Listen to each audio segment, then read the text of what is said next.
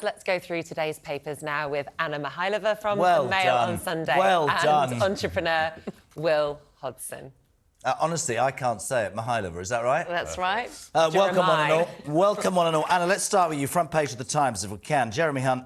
I mean, the budget tomorrow, let's try and get excited about it in some way.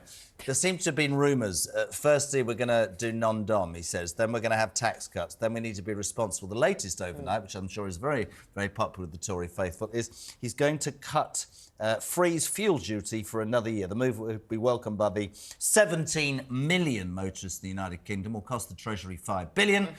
That's a vote winner, isn't it? It's a vote winner, but the problem with it is, I mean, it's certainly... it's one of those things that if they hadn't frozen it, there would have been an outrage. Everyone slightly assumes, partly thanks to the Sun's excellent campaigning over the years... And Howard Cox from Fairfield. You know, he needs a mention, definitely. That this essentially... The political pressure would have been so great if they hadn't done it that they would have probably... done it in the end anyway. So this is the fuel duty that was first introduced in 2022, 5p off petrol and diesel, that they're going to extend. And because it's time limited, it doesn't actually mess up Jeremy Hunt's other budget pots. So this isn't $5 billion that he doesn't have for tax cuts. This is a separate $5 billion.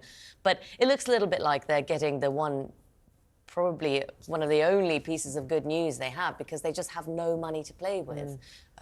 And Will, this isn't going to make anyone's lives better. No. It's just not going to make it worse. No, precisely. It's nothing to set the heart racing. And more than that, it's nothing to really win over voters who currently aren't looking to vote for the Tories. This is all about shoring up the base. When they're looking at national insurance cuts as well, again, it goes overwhelmingly to well-off families in London and the South East. This is a party that can't even count on its core vote and has to rely on strategies like this. Well, national insurance does go to everyone, in fact, but the problem with national insurance is they did it last time and they've noticed no bounce in the polls. So actually, they might end up having to do national insurance because it's the only thing they can do, because it's much cheaper than not pension. That's the thing, that it's cheaper than income tax. But broadly for workers, But the ITPR would contrast that with a cut in income tax, which is going to go more to people who are perhaps a hell of a lot more expensive. You said an interesting line there, Will. You said shoring up the base. Let's move on to our next story, which is the Mirror. The Tories plunged to their lowest ever poll rating since polls started, at just 20%, lagging behind Labour at 27%. If that happens in an election, the Tory party will go from something like 400 seats to 25. Stop smiling. Complete electoral wipeout. I mean, extraordinary, if that's true. I mean, staring down the barrels of electoral Armageddon, and the importance of this story is it provides the context for all of these little tactics and gimmicks we're going to see in the budget. Absolutely. Labour are absolutely keen to ram home the point that whatever we see tomorrow seems to make things a little bit better. The context is this.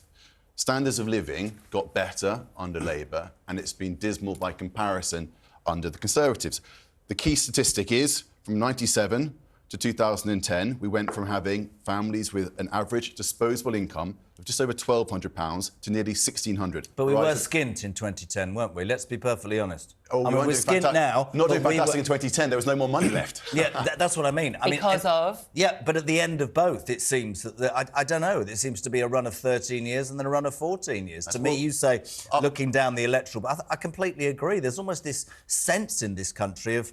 Just call an election, Anna. Do you know what I mean? Yeah. It's just, I don't know. Just call an election, and as Liz Kendall would say, so she's Labour's, I think, the shadow for work and pensions. And she's keen to say, whatever you see come out tomorrow, don't forget the 14-year context. Things got better under Labour, not under Conservatives. Well, yeah, things got better everywhere at that time, not just under Labour, but this globally. Is just their line.